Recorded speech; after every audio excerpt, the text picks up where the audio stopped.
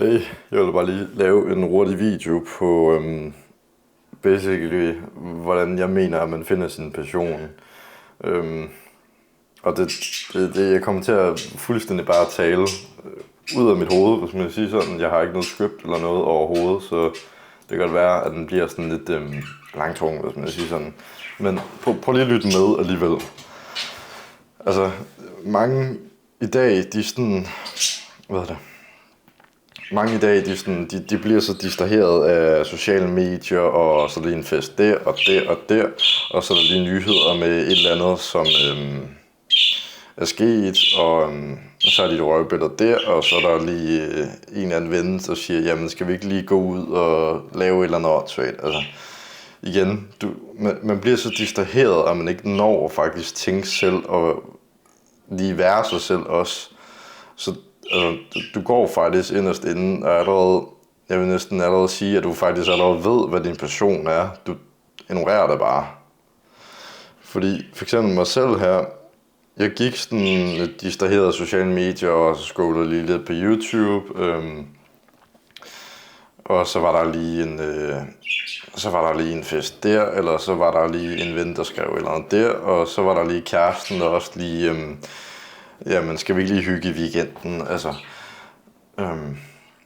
Og så går du bare og bliver så forstyrret hele tiden igen, så du når ikke at tænke selv og faktisk finde ud af, hvad din passion faktisk er. Så når du prøver, jeg vil sige, prøv sådan et par dage at skære lidt ned på de sociale medier, prøv at sige nej til den fest i weekenden. Prøv at sige nej til den ven, som siger, lad os lige gå ud og hygge druk, eller hvad det nu hedder. Og så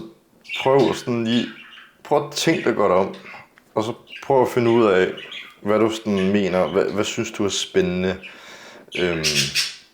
Fordi jeg gik nemlig sådan, jeg havde min egen firma, og det var sådan lidt, jeg havde kæresten, og det var sådan lidt, så ses vi hver weekend, det var hyggeligt, og alt det der.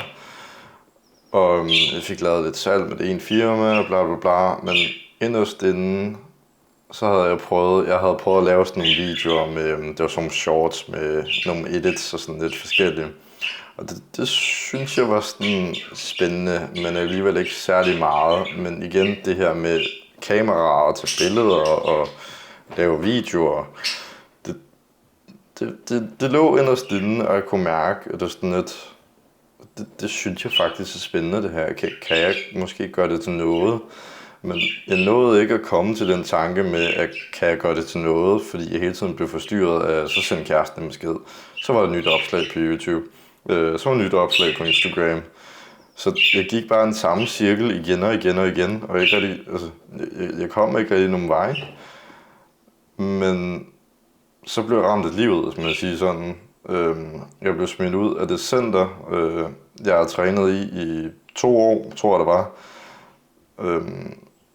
Og så kom jeg i et nyt center, og jeg kendte ikke rigtig nogen overhovedet. Jeg samtidig prøvede jeg også at skære lidt ned på de sociale medier, der har jeg altid prøvet. Men igen, det kan godt være svært. Og så gik jeg og, igen, jeg kendte ikke rigtig så mange, så mere tid til at tænke og mere tid til at være mig selv. Og så lige pludselig også, så skete der noget med kæresten, og så slog man op, ikke?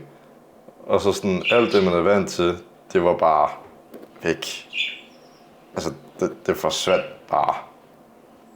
Og så går man der, og du har ikke andet end dig selv og dine tanker. Og ikke rigtig ved, hvad du vil.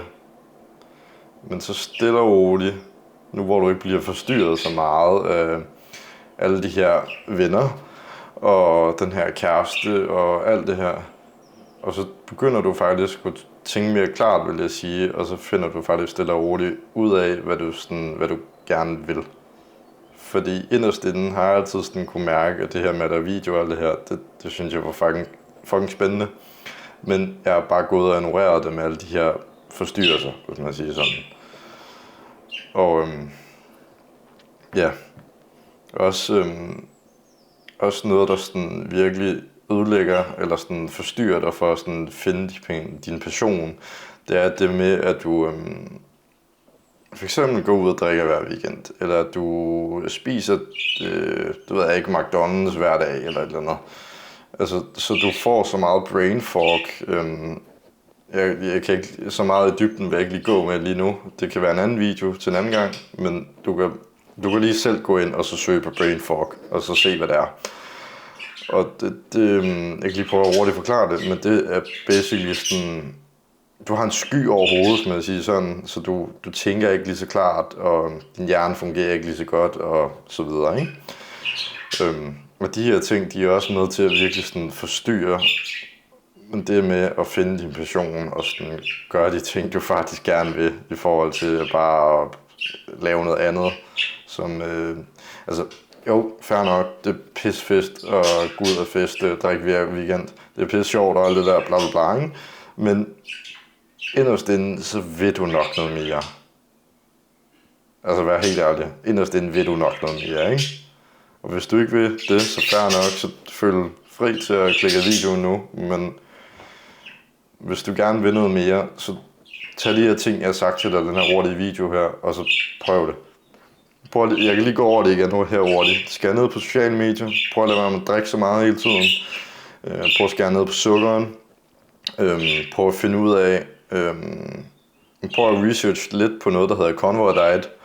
Det er basically bare kun, hvor du spiser kød. Igen, jeg kan ikke touch så meget på det lige nu, fordi jeg mangler selv at lave noget research på det.